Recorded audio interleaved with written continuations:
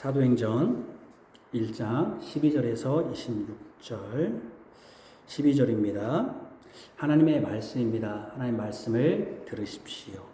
제자들이 감람온이라 하는 산으로부터 예루살렘에 돌아오니 이 산은 예루살렘에서 가까워 안식일에 가기 알맞은 길이라. 들어가 그들이 유하는 다락방으로 올라가니 베드로, 요한, 야고보, 안드레와 빌립, 동화와 바돌로메, 마테와 및 알페오 아들 야고보, 셀로딘, 시몬, 야고보의 아들 유다가 다 거기 있어 제자들과 예수의 어머니 마리아와 예수의 아우들과 더불어 마음을 같이하여 오로지 기도에 힘쓰더라. 모인 무리의 수가 약 120명이나 되더라. 그때 베드로가 그 형제들 가운데 일어서서 이르되, 형제들아, 성령이 다윗의 입을 통하여 예수 잡는 자들의 길잡이가 된 유다를 가리켜 미리 말씀하신 성경이 응하였으니 마땅하도다. 이 사람은 본래 우리 수 가운데 참여하여 이 직무의 한 부분을 맡았던 자라. 이 사람이 불의의 싹으로 밭을 사고 후에 몸이 곤두박질하여 배가 터져 창자가 다 흘러나온지라. 이 일이 예루살렘에 사는 모든 사람에게 알리어져 그들의 말로는 그 밭을 아겔다마라 하니 이는 피밭이라는 뜻이라. 시편에 기록하였으되 그의 거처를 황폐하게 하시며 거기 거하는 자가 없게 하소서 하였고, 또 일렀으되 그의 직분을 타인이 취하게 하소서 하였도다. 이러함으로 요한의 세례로부터 우리 가운데서 올려져 가신 날까지 주 예수께서 우리 가운데 출입하실 때 항상 우리와 함께 다니던 사람 중에 하나를 세워 우리와 더불어 예수께서 부활하심을 증언할 사람이 되게 하여야 하리라 하거늘. 그들이 두 사람을 내세우니 하나는 바사바라고도 하고 별명은 유스도라고 하는 요셉이요 하나는 마띠아라. 그들이 기도하여 이르되, 뭇 사람의 마음을 아시는 주여, 이 두 사람 중에 누가 주님께 택함 바 되어 봉사 및 사도의 직무를 담당할 자인지를 보이시옵소서. 유다는 이 직무를 버리고 제 곳으로 갔나이다 하고 제비 뽑아 마띠아를 얻으니 그가 11사도의 수에 들어가니라. 아멘.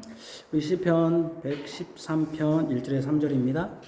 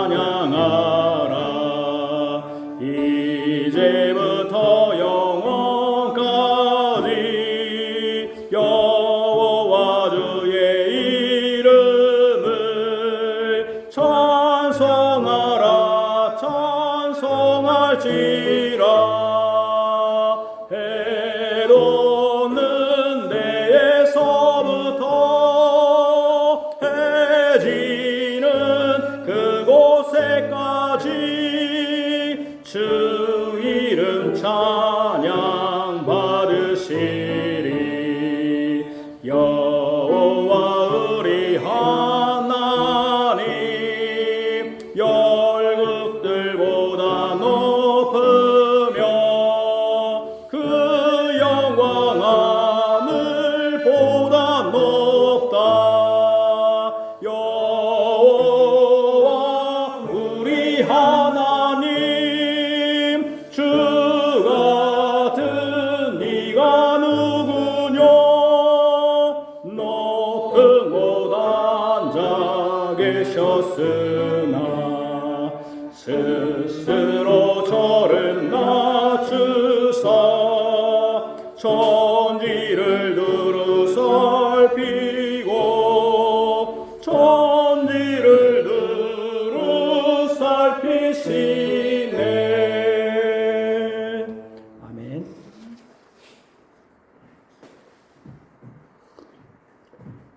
우리 교회 카페를 보십시오. 2025년 6월 15일 주일 오전 예배입니다. 사도행전 1장 12절에서 26절입니다. 우리 주 예수 그리스도의 사랑을 만난 성도 여러분, 우리 교회의 신앙 고백인 사도신경은 예수님께서 하늘에 오르신 것, 이것을 승천이라고 하죠. 승천에 대하여 고백합니다. 믿음을 고백합니다. 하늘에 오르사 전능하신 하나님 우편에 앉아 계시다가 저리로서 또는 거기로부터 산자와 죽은 자를 심판하러 오시리라. 예수님이 하늘에 오르신 것을 그분의 재림, 다시 오시는 것, 산자와 죽은 자를 심판하러 오시는 재림과 연결해서 고백합니다. 승천을 재림과 연결하다 보니 어떤 사람들은 이렇게 생각하는 분들도 있을까 싶습니다. 예수님은 참 하늘에서 심심하시겠다. 언제일지도 모르는 재림의 날까지 하나님 옆에 앉아 계시니 얼마나 따분할까. 예수님은 하늘에 오르셔서 하시는 일도 없이 언제일지 모르는 자신의 재림의 시간만 기다리면서 세워라 내어라 하면서 죽치고 앉아만 계시는 것인가. 왜냐하면 하늘에 오르사 전능하신 하나님 우편에 앉아 계시다가 있으니까 그렇게 앉아만 계시는 것인가, 이런 생각을 하는 것입니다. 이는 하늘에 오르신 예수님은 그분이 재림하실 때까지 별로 하시는 일이 없다고 여기는 것입니다. 그러나 여기 전능하신 하나님 우편에 앉아 계시다는 것은 그분이 여전히 하늘에서도 왕으로서 다스리신다는 것을 말씀합니다. 하늘에 오르사 전능하신 하나님 우편에 앉아 계시다는 것은 전능하신 하나님과 같이 왕으로서 다스리신다는 것을 말씀하는 것입니다. 따분하게 빈둥빈둥하면서 할 일 없이 앉아있다는 뜻이 아닙니다. 예수님이 승천하신 것에 대하여 우리 사도신경, 우리의 신앙 고백은 좀 아무것도 하는 것이 없는 것처럼 한 것처럼 보면, 또 예수님이 승천하신 것에 대해서 또 다른 안타까움은 승천에 대한 강조나 기념이 거의 없다는 것입니다. 우리 찬송가 개역개정 찬송을 한번 찾아봅시다. 첫 번째를 한번 여러분 찾아보시죠. 개역개정 1장 되기 전에 1장 앞에 우리가 제목이 나와 있습니다. 제목을 알려주는 머릿말 다음에 차례가 있죠. 1장 앞서 머릿말 다음에 차례를 보십시오. 거기에 보면 여러분들이 찬송가의 제일 앞부분에 보시면 차례가, 머릿말 다음에 차례가 있습니다. 차례가 뭐 주기도문, 사도신 이렇게 있죠. 그 다음에 머릿말, 제목분류 이렇게 있다가 제목분류라는 게 있습니다. 그 제목분류를 봤습니까? 거기 보면 예배라는 것이 있죠. 근데 예배는 1장부터 62장까지다. 그런데 그 예배는 송령이 1장부터 뭐 7장까지다. 이렇게 쭉 나옵니다. 그러면서 뭐가 나옵니까? 예배 다음에 성부가 나오고 또 성자가 나옵니다. 그죠? 그러면 우리 오늘 승천, 하늘로 예수님이 하늘에 오르신 것은 누구와 관련된 것입니까? 성자와 관련되겠죠? 그럼 성자를 한번 봅시다. 성자 봤더니 81에서 181장이다. 성자 보니까 예수 그리스도 를 찬양하고 또 구주의 강림, 성탄, 주현, 생애, 종료주일, 고난, 부활, 그 다음에 바로 뭡니까? 재림. 뭐가 없습니까? 오늘 우리가 지금 설교하는 승천이 없습니다.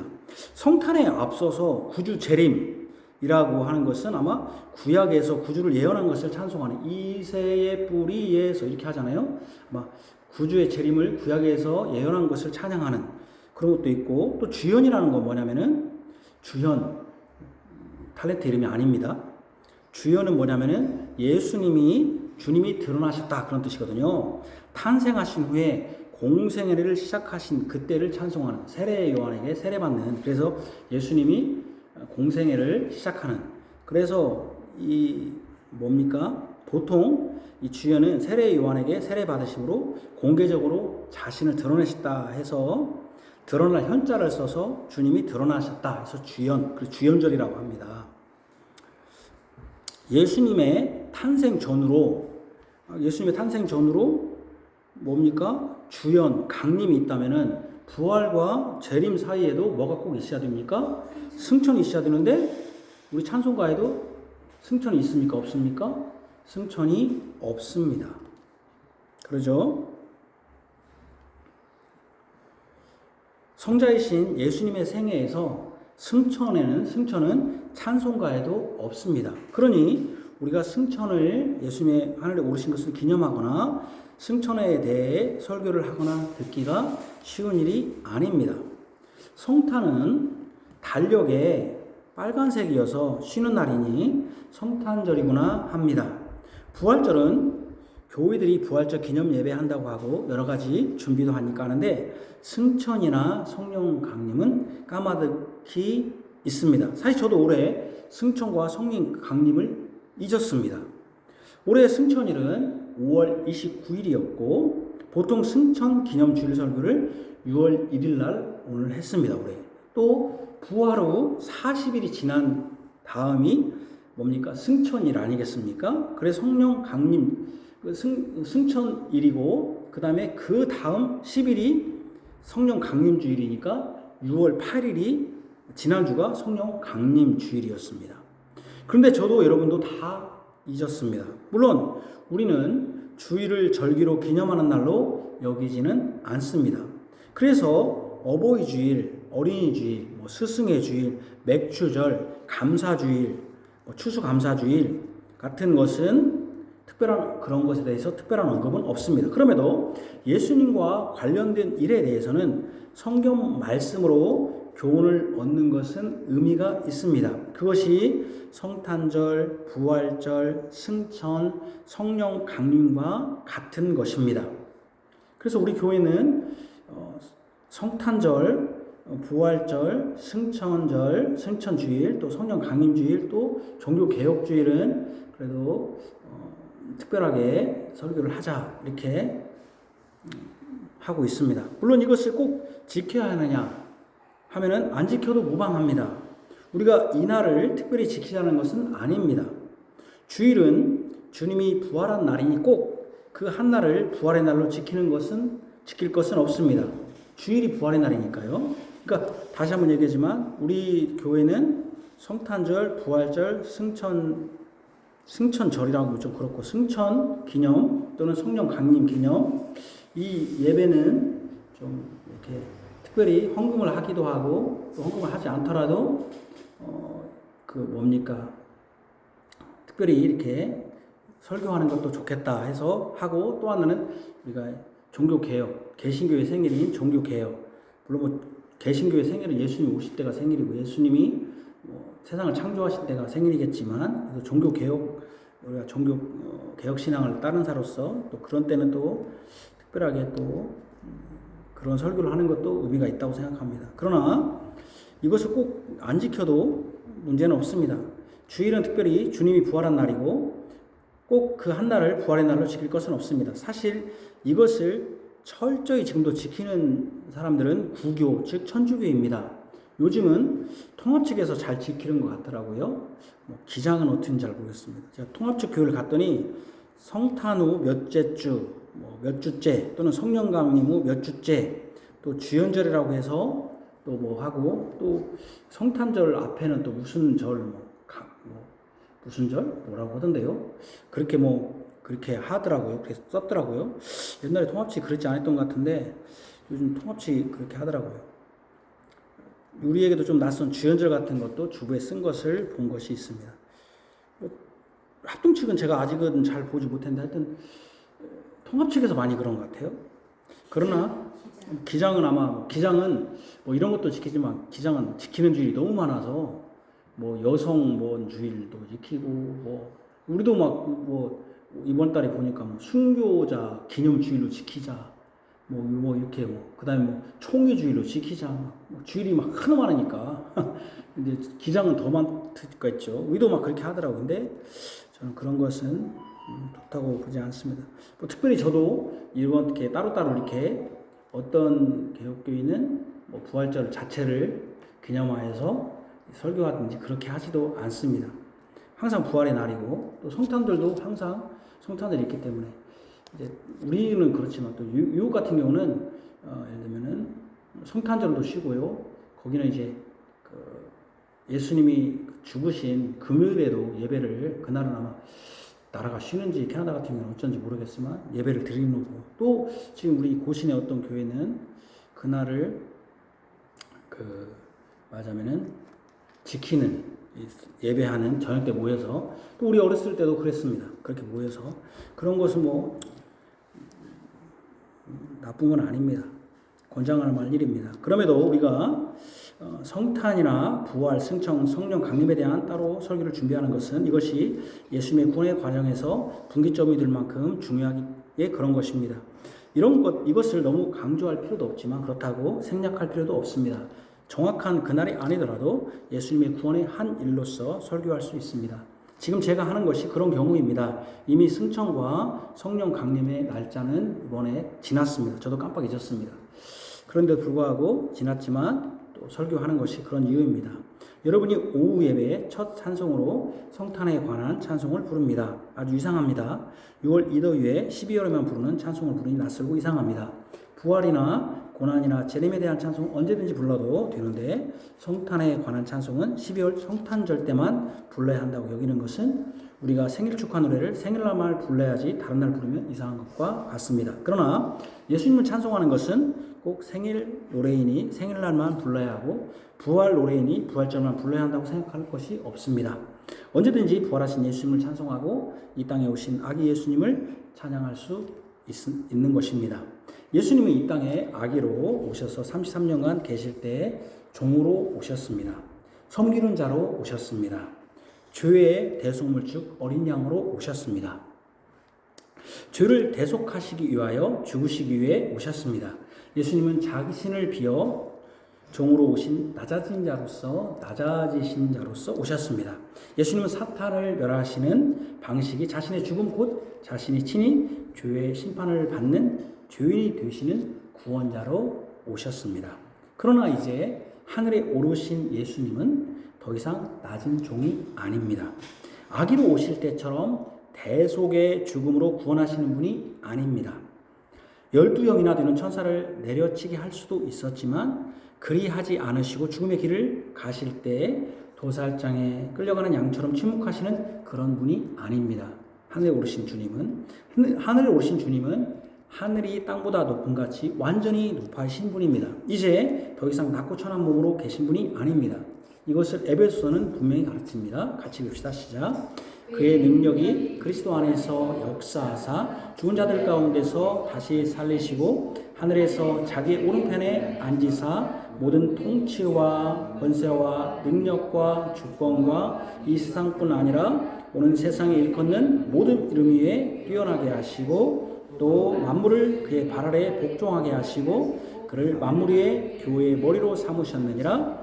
교회는 그의 몸이니 만물 안에서 만물을 충만하게 하시는 이의 충만함이니라. 하늘에서 하나님의 오른편에 앉으신 예수님은 모든 이름에 뛰어나신 분이며 만물의 복종하는 왕이시며 교회의 머리이신 교회의 왕이십니다. 예수님은 분명히 하늘에 오르셔서 지금도 여전히 모든 만물의 왕으로서 일하시고 교회의 머리 되신 교회의 왕으로서 일하십니다. 예수님은 하늘에서 따분하게 자신도 알지 못하는 재림의 때만을 기다리며 빈둥거리며 의자에 앉아 심심한 시간을 보내시지 않습니다. 예수님은 지금도 세상의 교회의 왕으로 일하십니다. 저는 오늘 본문으로 다음과 같은 제목과 내용으로 설교하고자 합니다. 하늘로 오르신 예수님은 그의 백성을 약속의 땅으로 인도할 유일한 구원자시다. 교회의 주인으로서 그의 백성을 교회로 부르시고 모으신다. 교회의 머리로서 교회를 원수들로부터 보호하시며 그것을 위해서 직분자를 세우신다. 첫 번째로 그의 백성을 약속의 땅으로 인도할 유일한 구원자이시다. 예수님이 감람산에서 하늘로 오르셨습니다. 이 감람산은 마태복음 24장에 보듯이 세상 끝날을 말씀하실 때도 그곳에서 말씀하셨습니다.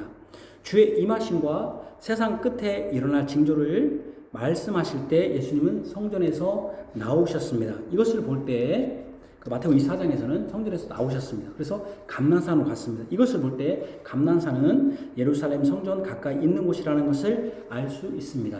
이것을 누가는 더 분명히 하게 밝히는데 오늘 본문에 보면 제자들이 감람원이라는 산으로부터 예루살렘으로 돌아오니 안식일에 가기 알맞은 길이라. 안식일에 갈 만큼 딱 그 길이다.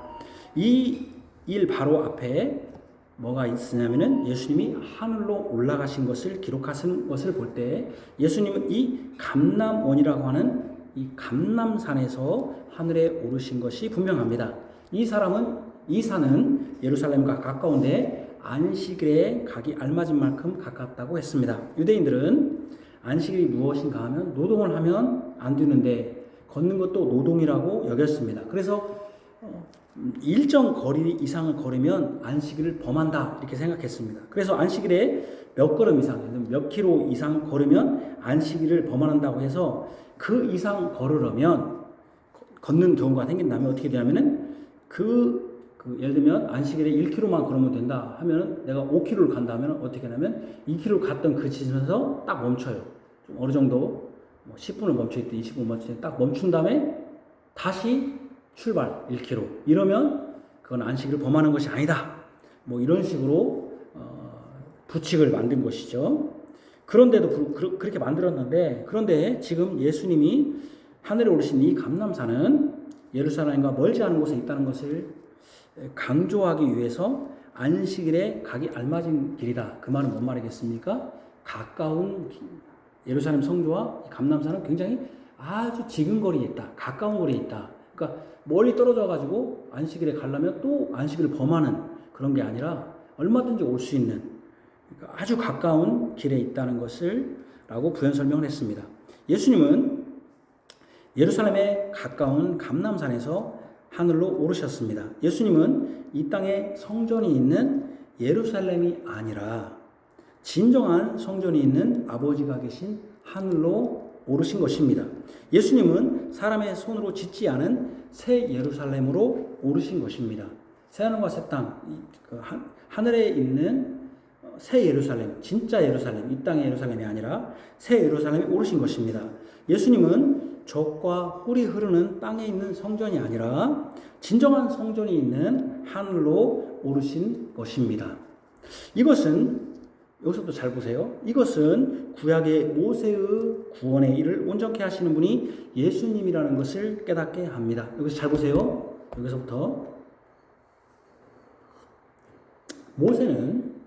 모세와 예수님을 제가 비교하니까 잘 보세요. 모세는 하나님이 약속하신 젖과 꿀이 흐르는 땅 목전에 아주 가까이 있었습니다. 굉장히 가까운 곳에까지 왔습니다. 모세는 마치 예수님이 예루살렘 성전과 아주 가까운 산, 감람산에 왔듯이 모세도 젖과 꿀이 흐르는 약속의 땅 가까이 왔습니다. 그 산이 무슨 상이었습니까? 바로 느보산이었습니다. 느보산. 가나안 땅이 첫 성 여리고가 보이는 느보산이라는 그 땅에 왔습니다. 그러니까 지척에 와 있는 거죠. 모세도 구원자로서 이스라엘의 구원자로서 젖과 꿀이 흐르는 하나님이 약속하신 그 땅에 가까이 왔습니다. 지척에 왔습니다. 르보산이라는. 그래서 하나님이 그 산에 모세를 올려놓고 가나안 지경을 다 보게 했습니다. 저 단까지, 저 밑에 유다 밑에까지 다 보게 했습니다. 그러나 그 땅을 모세는 들어갔습니까? 못 들어갔습니까? 들어가지 못했습니다. 여호와께서 그에게 이르시되 이는 내가 아브라함과 이삭과 야곱에게 맹세하여 그의 후손에게 주리라 한 땅이라. 내가 내 눈으로 보게 하였거니와 너는 그리로 건너가지 못하리라. 가까이에 지금 산에 있었고 예루살렘 그 땅이 예루살렘 성전이 나중에 있을 그 땅입니다. 젖과 꿀이 흐르는 땅입니다. 약속의 땅입니다. 그런데 가장 가까운 곳에 있는데 산에 올라갔는데 모세는 그 땅을 들어가지 못했습니다. 그리고 나서 거기서 모세가 죽습니다. 신명기 34장에 나오는 건데 벳보을 맞은편 모압 땅에 있는 골짜기에 장사되었고 오늘까지 그의 묻힌 곳을 아는 자가 없느니라. 여기서 모세와 예수님이 지금 공통점이 있습니다. 뭡니까? 공통점이 두 가지가 있죠. 뭐가 있습니까? 모세와 예수님의 공통점이 뭡니까? 산에 오르셨다는 것이죠. 산에 올라갔잖아요. 감람산에 예수님도 감람산에 거기서 올라가셨잖아요. 산에 있었다는 거죠. 그 다음에 굳이 얘기하면 세 가지가 있는데 가까운 곳에 있었다는 거예요. 가까운 곳에. 모세는 뭐에 가까운 곳에 있었습니까? 가나안 땅, 약속의 땅, 가나안 땅에 가까운 곳에 있었고 예수님은 어디에 가까운 곳에 있었습니까? 예루살렘에 가까운 감난산에 있었습니다. 또 하나 공통점이 뭡니까? 죽었다는 것이죠. 근데 여기서 죽었다는 것도 공통점이지만 더 중요한 것은 그가 묻힌 곳을 아는 자가 없었다. 모세가 어디에 묻혔는지 아는 자가 없었다. 예수님도 묻힌 곳이 아는 자가 있을지는 모르지만 거기에는 시신이 없었죠. 그래서 예수님이 묻힌 곳이 어딘지 모르지만 지금 우리가 뭐 예루살렘처럼 그 이스라엘 여행 성지순례는 아닙니다. 이스라엘 여행에 뭐 예수님의 무덤을 본다는데 전 무덤 보고 가는 것은 참 여기 죄송합니다. 고창에 고인들 보러 가 우리 어머니가 갔다 오는데 사실은 뭐 공동묘지 그 관광지가 된다는 게 뭐 옛날 그 유적지라고 하지만 사실은 뭐 무덤 아닙니까? 어쨌든 묻힐 곳을 아는 자가 없었다는 것이죠. 세 가지 공통점이 있죠. 모세와 예수님이 공통적으로 구원자였다. 구원자인데 산에 올랐다. 그 산은 어디에 가까웠다? 하나님이 약속하신 그 땅과 가까웠다.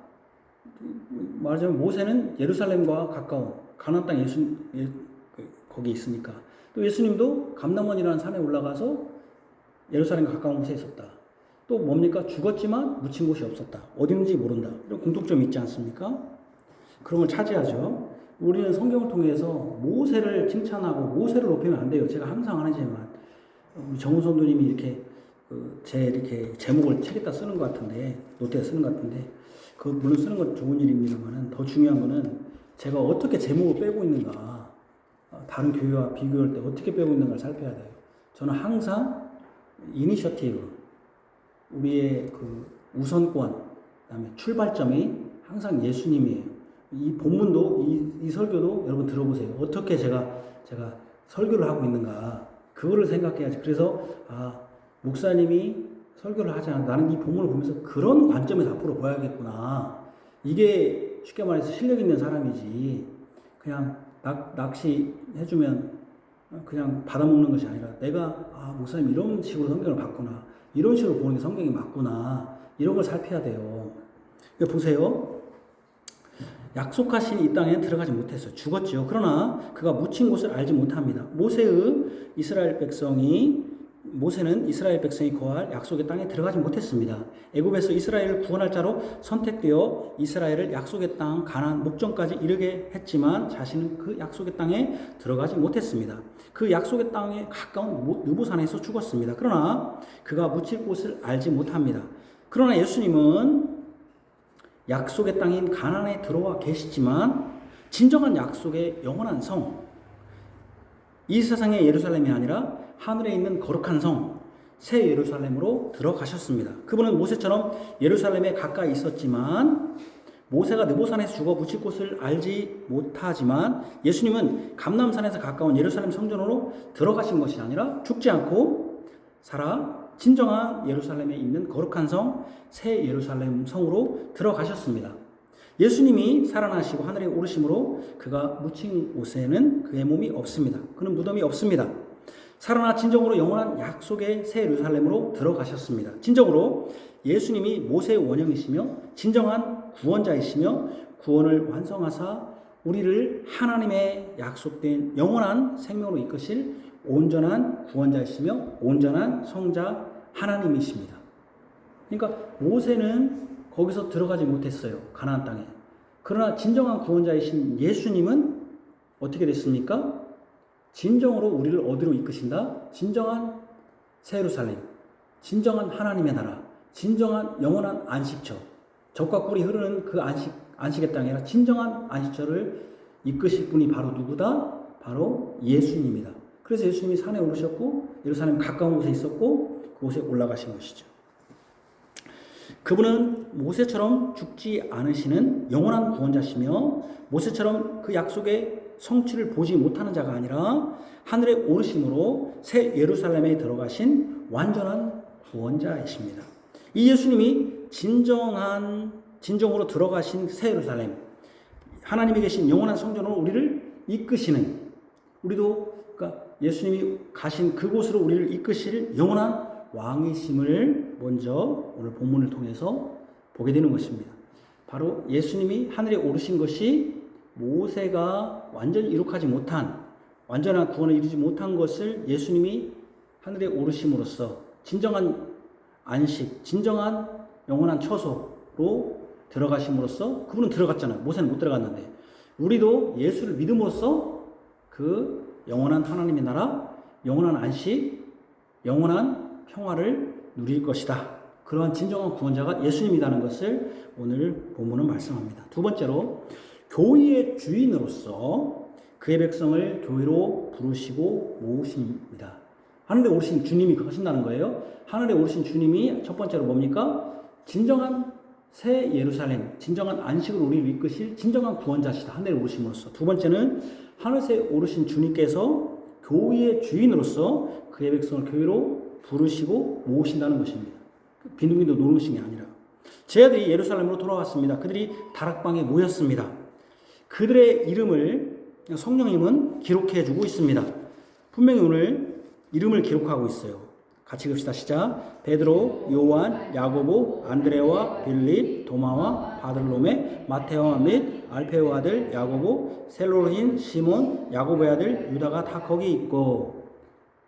가룟 유다가 아닙니다. 여기 숫자를 세보니까 몇 명입니까? 총 11명입니다. 예수님의 제자 11명이 다 모인 것입니다. 거기에 모인 사람들이 다, 사람들도 알려줍니다. 이제 이 본문을 이렇게 뺄 거예요. 여러분, 예수님이 떠났지만 우리가 모여야 됩니다. 여러분 결단하시고 모여야 됩니다. 그러면 누가 빠져요? 예수님이 한 일이 하나도 없는 거잖아요. 그러니까 제가 항상 하는 얘기예요. 설교자가 항상 이니셔티브, 주도권을 예수님에 주는 게 아니라 우리한테 준다는 거예요. 여러분 모여야 됩니다. 예수님이 떠났지만 모여야 됩니다. 기도해야 됩니다. 알미니안으로 가는 것이죠. 주님이, 여러분 교회의 주인이신 주님이 백성을 모으고 부르시고 모였다는 것입니다. 또 누가 모였습니까? 14, 15절 한 번째 같이 읽읍시다. 시작.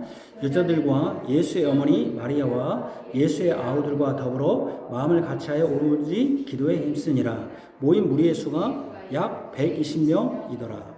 여자들도 모였습니다. 예수님의 어머니 마리아도 있었습니다. 예수님의 아우들도 있었습니다. 예루살렘의 다락방에 모인 수가 약 120명이나 되었습니다. 이것은 놀라운 사건입니다. 놀라운 능력입니다. 제자들과 여자들 등 120명이나 모인 것은 놀라운 사건입니다. 왜 그렇습니까? 이전의 제자들은 다 예수님을 버린 사람들이었습니다. 예수님이 죽으시기 전 내가 먼저 갈릴리로 가 있을 것이라고 말씀해 주셨습니다. 예수님이 뭐라고 했냐면, 내가 여기 예루살렘에 가서 죽고 3일 만에 살아날 거다. 그러면서 내가 살아나서 너희들보다 먼저 갈릴리로 가 있을 것이다 라고 말했습니다. 예수님은 자신이 로마 군인에 의해 잡히시기 전에 이미 죽으시고 살아나셔서 제자들보다 먼저 갈릴리에 가 있을 것을 말씀해 주셨습니다. 같이 읽읍시다. 마가복음 14장 28절. 그러나 내가 살아난 후에 너희보다 먼저 갈릴리로 가리라. 그때 베드로가 아주 자신만만하게, 뭐 제도뿐만 안 했습니다. 베드로만 욕하는데, 베드로만 그런 게 아니라 제들 전체가 다 버릴지라도 자신은 그리하지 않을 것이라고 했습니다. 예수님은 제자들이 자신을 버릴 것으로 아셨습니다. 꼭 우리는 꼭 누구를 찍어가지고 베드로만 나쁜 사람인 것처럼, 도마가 나쁜 사람인 것처럼, 도마도 다 의심했고 제자들도 의심했고 베드로뿐 아니라 모든 제자들이 다 버렸습니다. 그래서 여기 마가복음 14장 1절 보시죠. 예수께서 제자들에게 이르시되, 같이 읽읍시다. 시작. 예수께서 제자들에게 이르시되 너희가 다 나를 버리리라. 이는 기록된 바 내가 목자를 치리니 양들이 흩어지리라 하셨습니다. 흩어진다. 그런데도 베드로는 자신을 버리지 않을 것이라고 했습니다. 예수님 오늘 이 밤에 닭이 2번 울기 전에 3번 나를 부인하리라고 베드로에게 말했습니다. 베드로는 그때 이렇게 말했습니다. 힘있게 말해, 내가 주와 함께 죽을지언정 주를 부인하지 않겠나이다 하고 모든 제자들도 이와 같이 말했습니다. 제자들도 똑같이 말했습니다. 베드로만 그런 게 아니죠. 실제로 베드로가 부인했을 뿐 아니라 예수님이 잡히신 후에 베드로도 부인했을 뿐 아니라 실제로 부인했고, 또 제자들도 어땠습니까? 같이 읽읍시다. 시작. 제자들이 다 예수를 버리고 도망하니라. 베드로만 버린 게 아니라, 부인한 게 아니라 제자들도 다 예수를 버리고 도망했습니다. 한 청년은 속옷을 안 입고 벗은 몸에 배 혼입을 이렇게 뭐라고 할까요? 저기 일본어로 말하면 뭐죠? 무슨 옷이죠, 그게? 기모노 같은 거. 이 배에 혼이불을 두르고 예수를 따라가다가 예수가 잡히시니까 속옷을 안 입었는데 배에 혼이불을 버리고 벗은 몸으로 냈다 도망쳐 버렸어요. 제자, 마가라는 말도 있고. 죽을 똥 살똥 하면서 도망친 것이죠. 다 그랬습니다. 그때 다 도망가 버렸어요. 자기는 부인 안 한다더니 다 흩어져 버렸어요.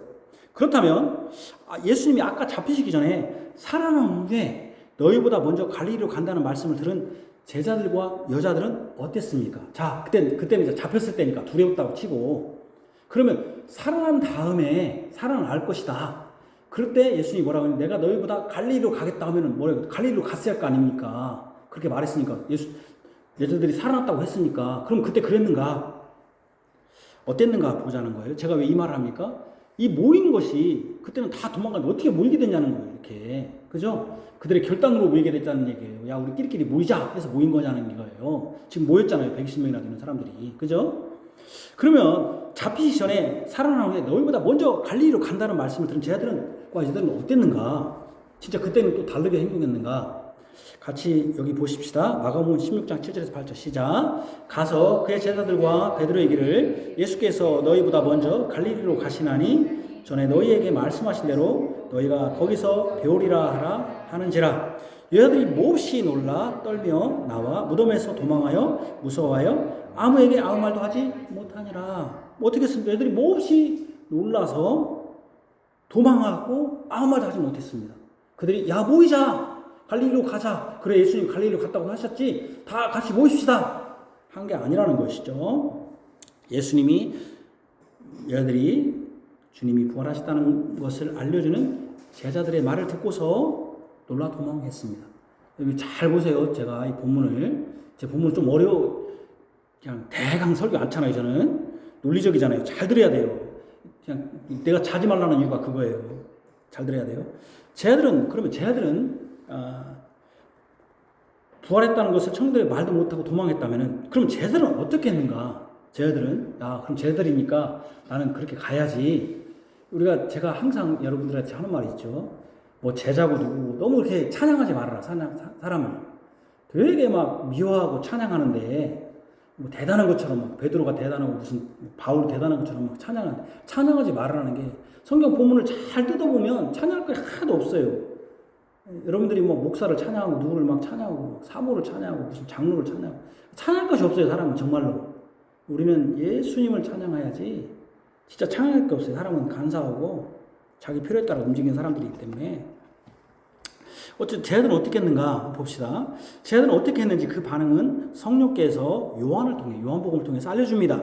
그들이 예수님이 말씀하신 대로 예수님이 살아나셔서 갈릴리에 먼저 계실 것이니 그리로 가야겠다고 했느냐 하면 그렇지 않았습니다. 전혀 그렇지 않았습니다. 요한복음 21장 1절은 그거에 대해서 얘기하는데 예수님이 디베랴 호수에서 제자들에게 자신을 나타내신 일을 기록합니다. 디베랴 호수는 갈릴리 호수의 다른 이름입니다. 디베랴는 로마의 황제의 이름을 따서 디베랴 호수라고 했고 갈릴리 호수. 제자들이 그러면은 디베랴 호수에서 제자들에게 나타나시는 걸 보니까 갈릴리 호수에 나타난 거 보니까 제자들이 갈릴리로 왔네. 언뜻 보면 그렇게 보이잖아요. 그죠? 아까 갈릴리에서 내가 먼저 가리라 하니까 여기 예수님이 뭐라고 했냐면 디베랴 호수에서 제자들에게 자신을 나타내신 일을 나타내니까 디베랴 호수는 갈릴리 호수의 별칭이니까 노아의 황제를 따라 부른 것이니까 디베랴 호수는 제자들이 갈릴리에서 예수님을 기다리고 있구나 라고 언뜻 생각하는데 그것은 곧 오산입니다. 그들은 그곳에서 갈릴리 호수, 디베랴 호수에서 예수님을 만나서 예수님을 배우려고 배운나갔는가? 큰 오산이에요. 그들은 그곳에서 무엇을 했습니까? 제가 여러분들에게 다시 한번 얘기하지만 여러분들이 어려움 처음 예수님을 바로 따를 것처럼 보이죠? 뭐 결단하고 막 지금 나오니까 뭐 할 것 같죠? 큰 오산이에요. 다 도망가요. 다 도망가. 큰 오산이에요. 큰 오산. 진짜로. 그래서 제가 사람을 찬양하지 말라는 거예요. 사람을 찬양할 필요가 아무것도 없어요. 쓸모없는 짓들이에요.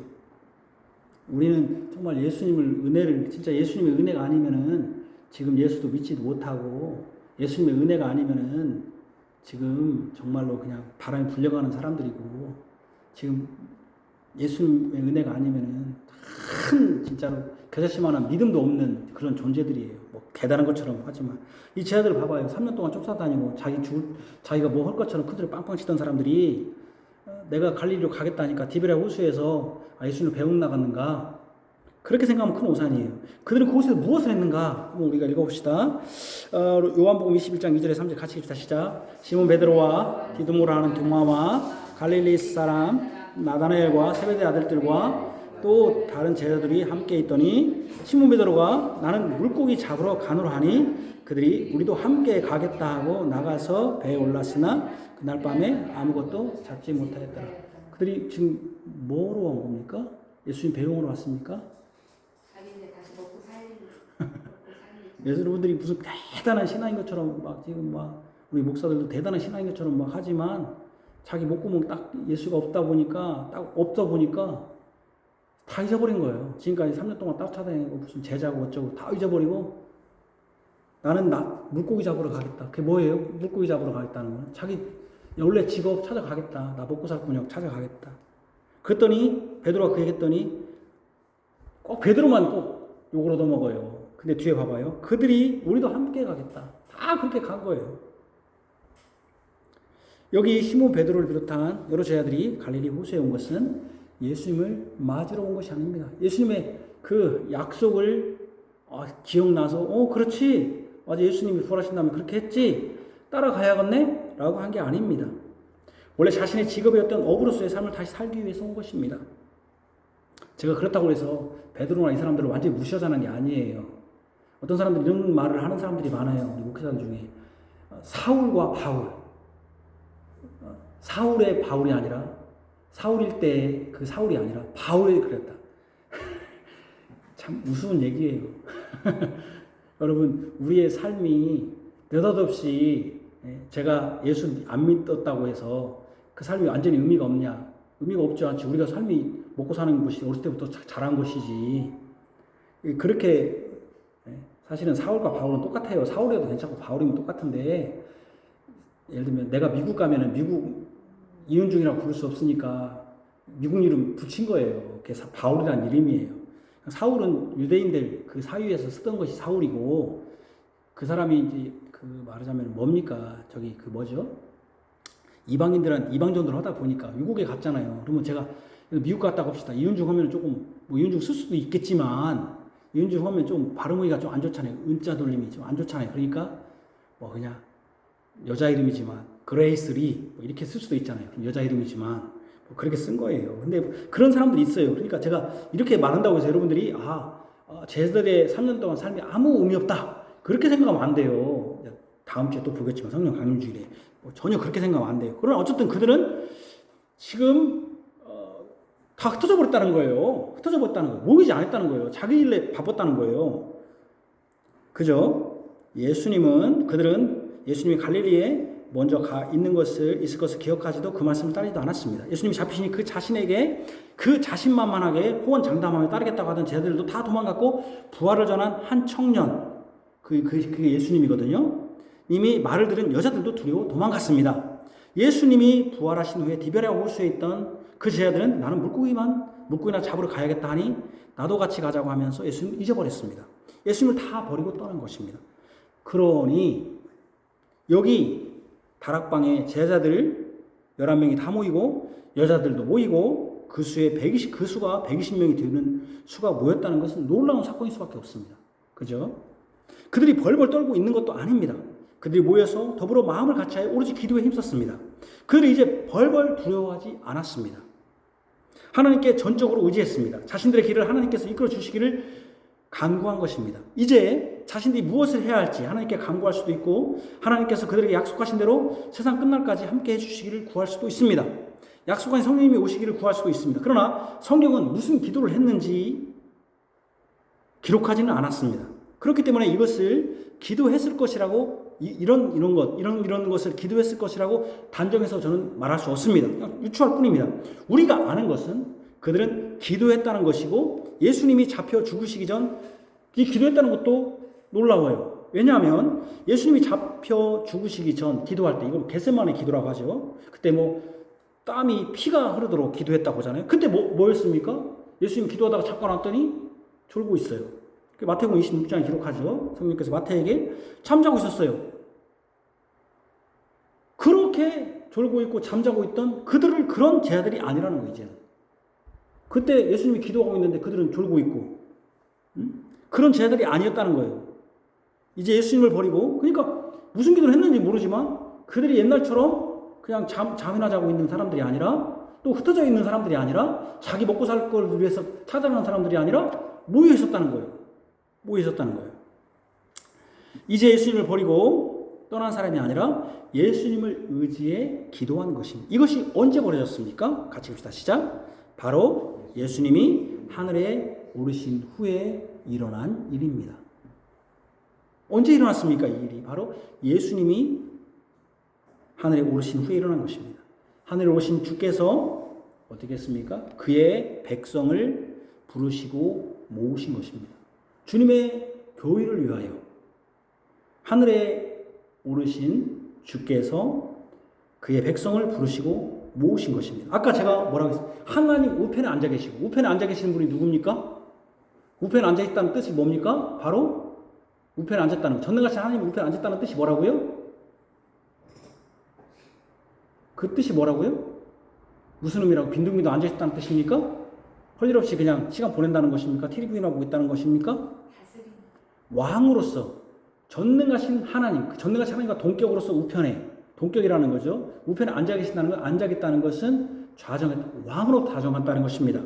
바로 하늘 보좌에 앉으신 왕께서 그의 백성을, 그의 교회를 위하여 모으신 것입니다. 누가 모읍니까? 백성을? 왕이 모으는 것이죠.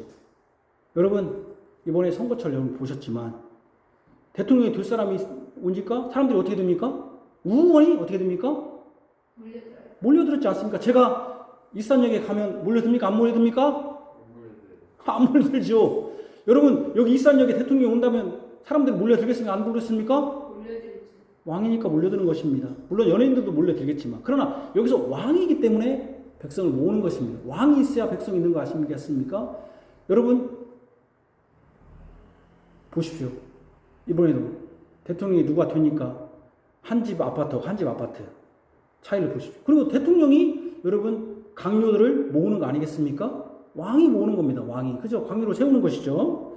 바로 하늘 보좌에 앉으신 왕께서 그의 백성을 그의 교회를 위하여.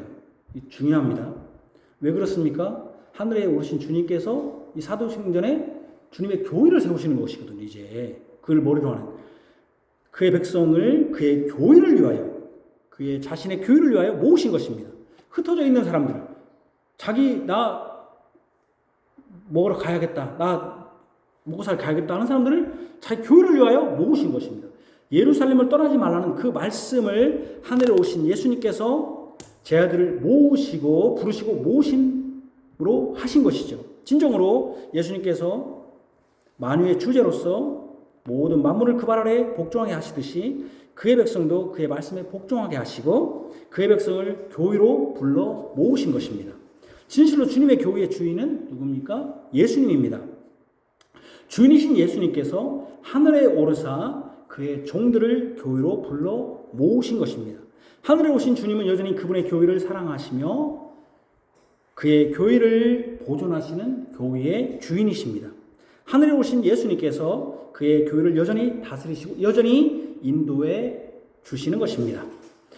우리 교회의 신앙 고백인 하이델베르크 요리문답은 이것을 분명하게 믿음으로 고백합니다.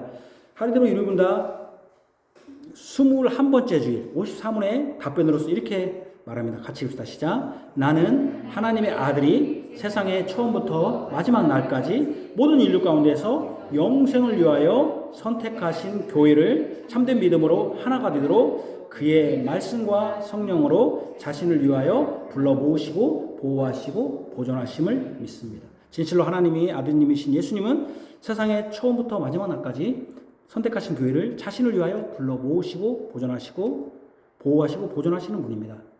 이것이 거룩한 보편적 교회를 믿는다는 신앙 고백의 답변입니다. 이 거룩한 보편적 교회는 예수님이 하늘에 오르신 다음에 이어지는 사도신경의 고백입니다. 그 순서가 20번째가 뭐냐면 하늘에 오르사, 아니 우리의 신앙 고백이 뭐잖아요. 저리로서 산자와 중자를 심판하러 오시리라 성령을 믿사오며 거룩한 공의와 성도가 서로 교통할 바로 하늘에 오르신 다음에 성령을 믿는 다음에 거룩한 보편적 교회입니다. 그러니까 하늘에 오르신 다음에 거룩한 보편적 교회를 위하여 하나님이 자신의 교회를 부르신다는 것이죠.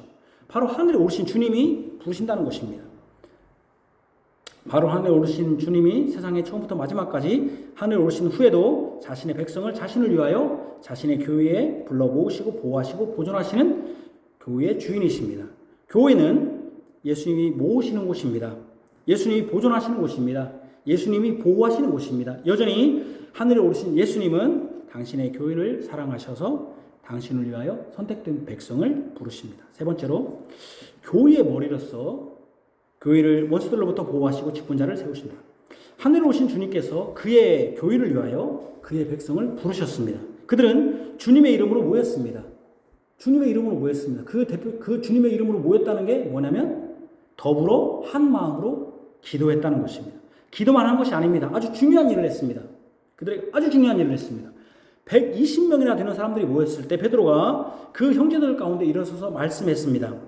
이제 그들은 주 안에서 한 형제가 되었습니다. 아까 형제, 이 형제라는 단어를 그냥 혈연적 형제가 아니라 그 예수 안에서 한 마음으로 예수님의 이름으로 기도하고 그 예수님으로 한 마음이 된 사람은 형제가 되었던 것입니다. 그들은 주 안에 상제가 되었고 그래서 그때 베드로가 그 형제들 가운데서 일어서서라고 15절에 말합니다.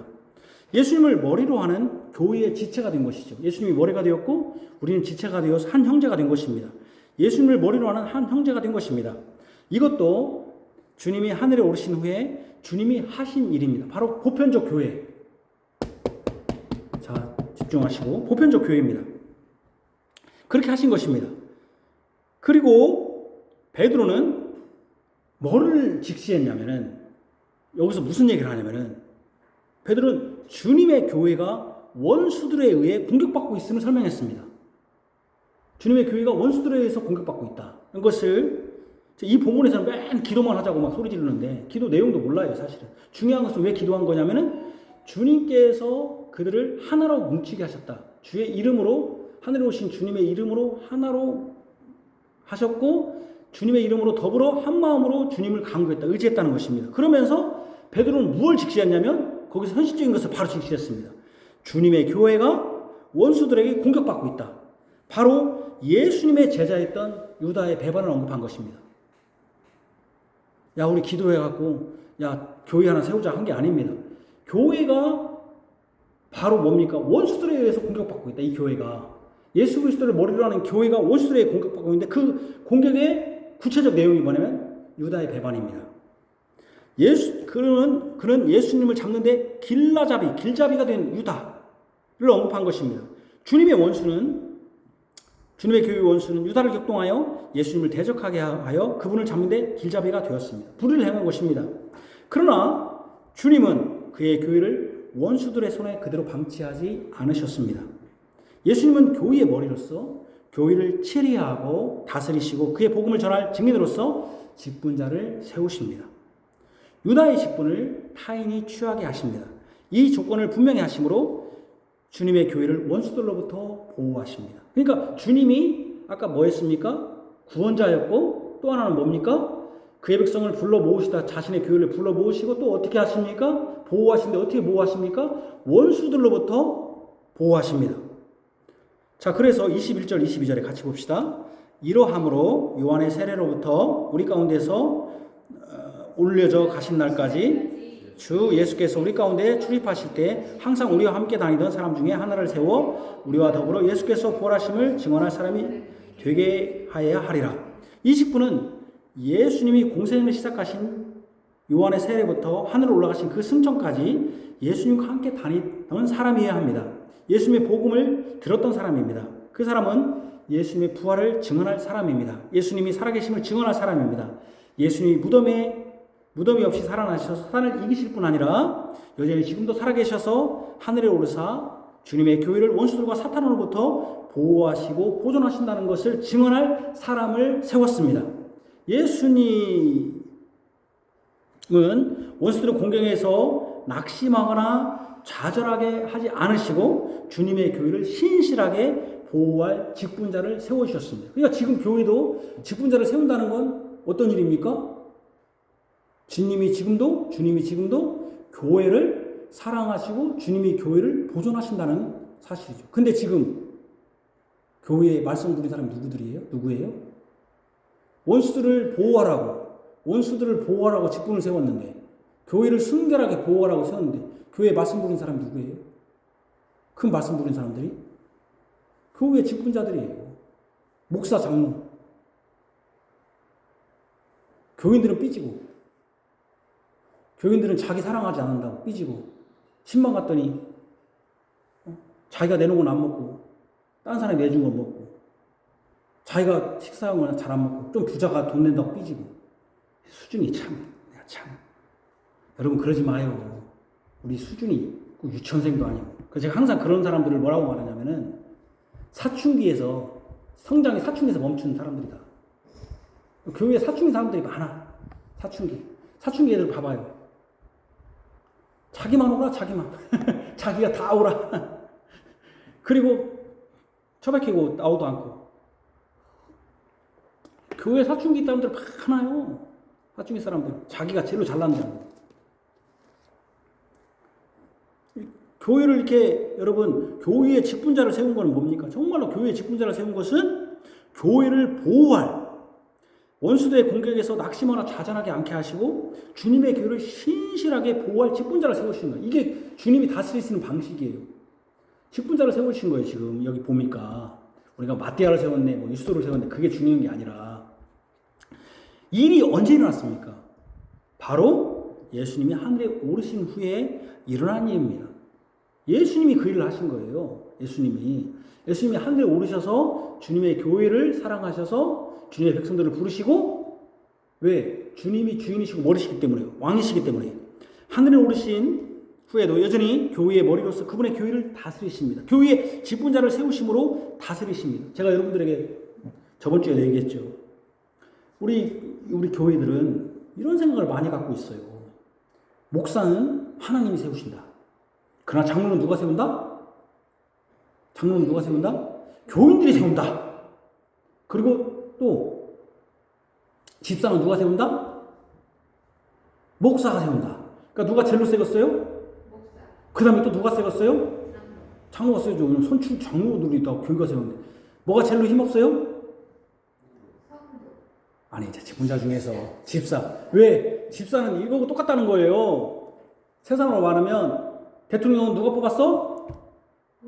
국민. 그것도 국민들이 전체가 뽑았어. 국민들 전체가 뽑았잖아요. 자, 국회의원 누가 뽑았어? 국회의원 누가 뽑았어요? 그렇죠. 국민이지만 예를 들면 익산갑이 있는 한 15만 명. 찍 뽑았어도 급이 다르잖아요. 대통령은 전체가 뽑았어. 그냥 나라 전체. 그러죠? 근데 여기는 조금 뽑았어. 자, 그러면 장관은 누가 뽑았어? 자, 누가 제일 힘세요? 여기서 세 사람 중에? 그 다음. 장관이라네. 장관이 세요? 장관이 세면은 국회 옆에서 장관은 나오세요. 국무총리 나오세요. 막 거기서 요거 더 먹어요? 국회의원한테? 인사청문회 나와가지고, 구신 거래요? 장관이 약하잖아요. 국회의원들이. 여러분, 시장 있어요. 사실은 시장 있어요. 여기 시의원 있어요. 사실은. 시장이 훨씬 세요. 사실은 권력이. 그죠? 근데 시의원한테 꼼짝이 못해요? 못해요. 그 앞에서 막 후들 빵빵 쳐요. 인사권도 없는 아무 시의원들, 국회의원들 인사권도 없는 아무 인사권 없는 사람들이 시장, 국회의원, 시장, 장관, 이 사람들 비서실장 없으면 꽝꽝 빵빵 쳐. 인사권도 하나도 없는데. 교회도 그런 생각을 하더라고, 여러분들이. 목사는 하나님이 세웠고, 장로는 교인들이 다 세웠고, 또 뭐예요? 집사는 목사가 되었다. 그러니까 나는 목사는 하나님이 세웠다. 여러분, 교회 직분자 다 누가 세운 것입니까? 예수님이 세운 것입니다. 하늘에 오르신 예수님께서 주의 교회를. 그래서 여러분, 목사가 저렇게 쓰면 안 돼. 목사가 저렇게 나쁜 짓 하면 안 돼. 그 똑같은 기준을 누가 해야 돼요? 장로, 집사 똑같이 기준을 정해야 돼요. 근데 한국교회는 누가 해요? 나는 내 멋대로 살아도 돼. 집사는 내 멋대로 살아. 내가 핫빠지니까. 첼로 핫빠지니까 뭐 힘없는. 첼로 훌륭한 사람이 목사니까. 그래가지고 예를 들면 여러분들이 우리 그런 사람 없지만 뭐 대접을 사람들 목사한테 잘하고 교인들의 가난한 사람들한테 대접도 안 해. 그러지 마요, 여러분. 똑같은 거예요, 직분은. 목사, 장로, 집사는 하나님이 세우신 똑같은 직분이에요. 여러분도 목사가 소유에 한다면 여러분도 소유에 그렇게 해야 되고, 목사가 도덕적으로 깨끗해야 되면 여러분들도 깨끗해야 되고, 성도도 마찬가지. 하나님이 부르셨잖아요. 똑같아야 돼요. 그러니까 거룩한 성자 아닙니까? 근데 그렇게 생각하지 않는 것이죠. 안타까워요. 제가 지금 겪으러 갔지만. 어쨌든 교회의 직분자를 세우신다는 게, 예수님은 교회의 왕으로서 직분자를 세우는 게, 직분을 세우는 게 왕 아닙니까? 대통령이 세우잖아요. 왕입니다. 예수님은 교회의 왕으로 다스리십니다. 왕이 그의 백성 중에서 신하들을 세우듯이 하늘에 오셔서 모든 만물에 뛰어나시고 높아지신 만왕의 왕이시오, 교회의 머리이시오 왕이신 예수님께서 그의 교회의 직분자를 세우심으로 그의 교회를 원수들에게서 보호하시고 보존하십니다. 제자들은 주님이 택하신다는 것을 분명히 하기 위해 제비뽑아 직분자를 세웠습니다. 이 제비뽑아 세웠으니까 어떤 사람들은, 우리 총회가 그랬는데 지금도 직분자를 제비로 뽑아야 한다고 합니다. 그들이 그렇게 주장하는 것은 교회의 직분자를 뽑을 때 돈이 오가고 사람의 친분이 오간다는 것입니다. 특별히 돈이 오가는 금권 선거 이에 그것을 차단하기 위해 제비를 뽑아 직분자를 세워야 한다고 합니다. 돈을 쓰는 자신들을 회개하고 돈을 쓰지 않으면 되는 것을, 그것을 고치지 않고 제비 뽑기 하자는 식이에요. 자기들이 잘못했으면 자기들이 그 돈 안 쓰고 회개하면 되는 것인데, 이것은 아주 잘못되었습니다. 아직 성경이 완성되지 않을 때는 제비 뽑기도 하나님의 직접 계시하는 방식이었습니다. 직접 계시 방식이었어요. 그러나 지금은 제비 뽑기가 아닙니다. 바울은 디모데 성령께서 바울에게 통해서 이런 자들을 직분자를 뽑으라고 했지, 그것을 제비 뽑기라고 하지 않았어요. 이 당시에 제비 뽑기는 직접 계시로서의 제비 뽑기였던 것이지. 그죠? 우리가 분명히 고백하듯이 지금은 주님의 교회의 머리신 주께서 제비뽑기와 같은 직접 계시로 주님의 교회의 직분자를 선택하지 않는다는 것을 아셔야 합니다. 제비뽑기 같은 직접 계시는 이제 끝났습니다. 예수님은 여전히 하늘에 오르셔서 그분의 교회를 원수들의 손에서 구원하시고 보호하시며 보존하시는 교회의 주인이시며 머리이시며 왕이십니다. 교회의 황제, 즉 교황은 하늘에 오르신 예수님이지 이 땅에 있는 어떤 종교단체의 사람이 아닙니다. 교황이 누굽니까? 그리고 황제가 누굽니까? 예수님이죠. 교회 황제는 예수님이에요. 교황이 어떤 사람이 아니에요. 이탈리아에 있는 어떤 사람이 아니에요. 그분이 어떻게 합니까? 황제가, 왕이 여러분 어떻게 합니까? 그의 백성들을 부르고 직분자를 세우고 보호하는 것이죠. 그래서 여러분, 왕이 여러분 그래서 다 군대를 부르는 거 아니에요? 국가가? 그러죠? 대통령이 부르는 거 아니에요? 옛날에는? 지금이야 국가가 부르지만 옛날에 대통령이 부르는 거 아니에요? 우리는 예수님이 하늘에 오르사 하나님 우편에 앉아 계신다는 고백으로 주님의 교회를 원수들의 손에서 보호하신다는 것을 확인합니다. 하이데베르그 요리문답 19주일 50문 이거 이렇게 묻는데, 하나님 우편에 앉아 계시며 라고 우리 승천이잖아요. 언급합니다. 분명히 하이데베르그 요리문답 19번째 주일은 하나님의 승천에 관한 고백입니다. 거기 51문에는 이렇게 질문하고 답합니다. 제가 질문하겠습니다. 여러분 답변하십시오. 우리의 머리 되신 그리스도의 영광은 우리에게 어떤 유익을 줍니까? 첫째, 그리스도는 성령으로 그의 지체인 우리에게 하늘의 은사들을 부어주십니다. 둘째, 그는 그의 권능으로 우리를 그의 원수들로부터 보호하고 보존하십니다. 주님께서 주님의 교회에 직분자를 세워주심으로 주님의 교회를 원수들에게서 보호하고 보존하여 주십니다. 여기 보십시오. 여기 그리스도의 머리 되신 그리스도의 영광, 이게 하늘의 보좌의 우편에 계신 분입니다. 그것으로 어떻게 하신다고 했습니까? 주님께서 주님의 교회에 직분자를 세우심으로 주님의 교회를 원수들에게서 보호하시고 보존하신다. 이게 하늘에 오르신 예수님이 하신 일입니다. 그것을 구체적으로 사도행전 1장에서 어떻게 하셨습니까? 하늘에 오르신 주님이 뽑은 것이죠. 이걸 사람이 뽑은 게 아닙니다. 사람들이 자기들이 모여서 으쌰으쌰 갔으니까 예수님이 빠져버리고, 이게 다 누가 하신 것이라고요? 기도한 것도 누가 하신 거라 하셨고요? 하늘에 계신 하나님께서 자신의 교회를 보호하고 보존하시고 불러 모으시고 그 교회를 세우시기 위해서 하늘에 오신 주님이 하신 일이다. 우리의 신앙 고백도 그렇게 고백하고 있고 우리의 성경도 그렇게 가르치고 있습니다. 하늘에 오르신 예수님은 수임없이 자신의 교회를 위하여 일하시며 보호하시고 신실한 주의 종을 직분자로 세워주십니다. 교회에 신실한 주님의 종을 부르시고 직분자를 세워서 주님의 행하시는 일과 살아계심을, 그게 뭡니까? 아까 처음부터 세례요한부터 승천하실 때까지 그거 하자. 행하시는 일과 살아계심을 전하게 하시는 것은 여전히 주님이 교회의 머리시며 교회의 왕으로서 일하시는 것임을 증거합니다. 그러니까 교회에 직분자가 없다는 것은 교회가 뭡니까? 공격을 받는 거죠, 사단에. 그러죠? 근데 교회가 직분자를 세워주신다는 것은 그만큼 하나님께서 지금도 일하시고 있다는 것이죠. 교회에 신실한 직분자가 있는 것은 하나님 우편에 앉으신 예수님이 하시는 아주 중요한 일입니다. 예수님의 주님의 교회를 여전히 버리지 않으시고 보호하시고 보존하신다는 확실한 증거입니다. 우리는 주님의 직분자를 위해서 기도해야 됩니다. 여기서 기도해야 합니까? 직분자를 하면 맨날 목사만 위해서 기도하는 줄 알아요. 여러분, 목사, 장로, 집사들을 위하여 기도해야 됩니다. 항상 직분자들을 위해서 기도해야 됩니다.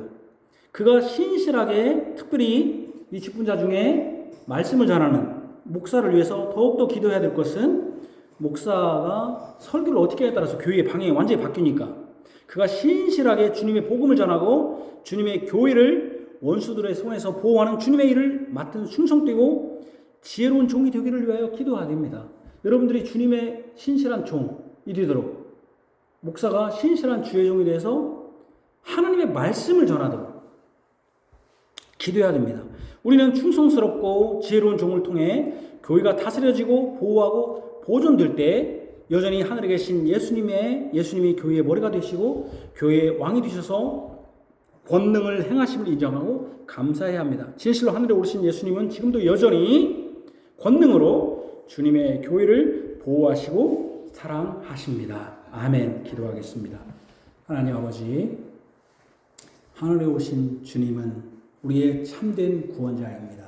모세는 모산에서 약속의 땅, 안식의 땅을 바라만 보고 들어가지 못했습니다. 그러나 예수님은 예루살렘에 가까운 감람산에서 오르심으로 진정한 새 예루살렘, 새 하늘 새 땅, 이게 그리고 영원한 안식처, 영원한 생명, 또 영원히 하나님과 기뻐할 약속의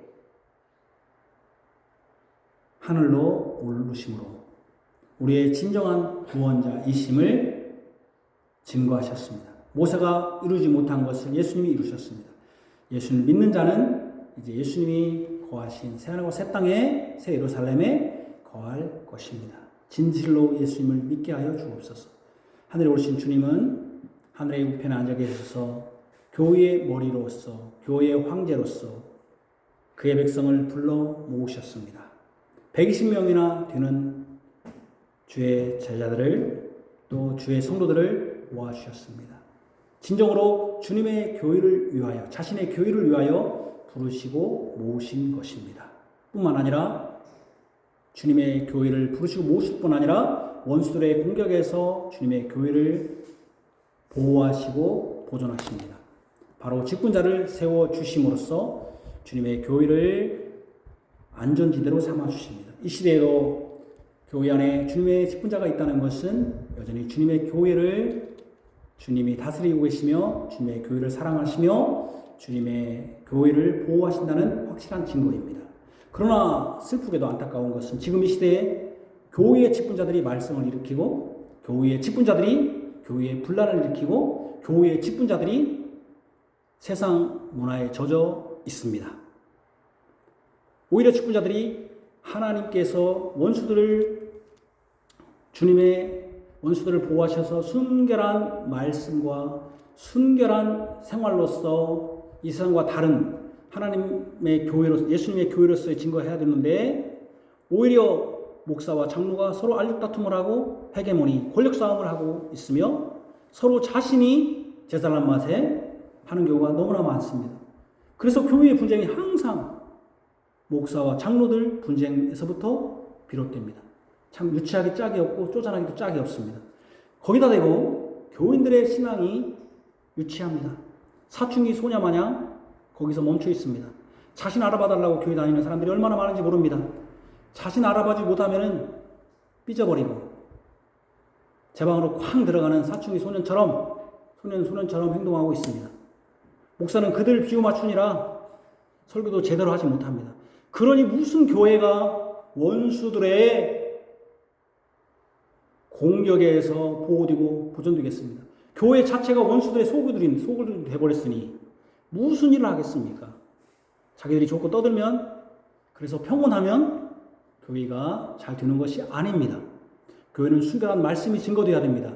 예수님이 말씀이 증거되어야 되고 예수님이 우선이고 예수님이 교회의 주인이라는 것이, 머리라는 것이 증거되어야 됩니다. 그리고 그의 종들은, 그의 성도들은 예수님을 신실하게 섬기는 자로서 어떻게 내가 행해야 될지, 세상과 다른 방식으로 행해야 될지를 여기서 드러내야 됩니다. 여기서 드러내지 못하는 자가 나는 죽어서 하나님 나라 가면 잘할 것이다, 엉터리 같은 소리입니다. 그런 자들이 교회 안에 가득하다면 교회는 실제로는 사단의 휘가 될 것입니다. 하나님 아버지, 우리 교회를 직분자를 세워주셔서 말씀을 전하게 하심을 감사합니다.